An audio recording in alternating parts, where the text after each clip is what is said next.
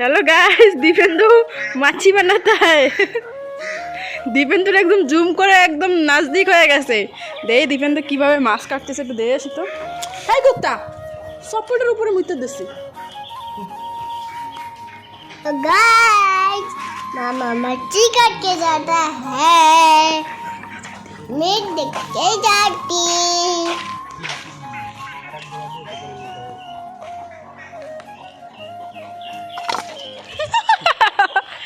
Phone কিন্তু ধরে নেবে কিন্তু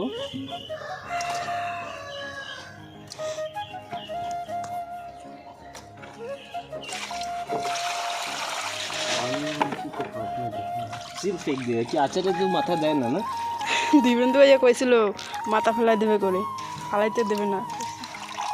তুমি কি করতেছো?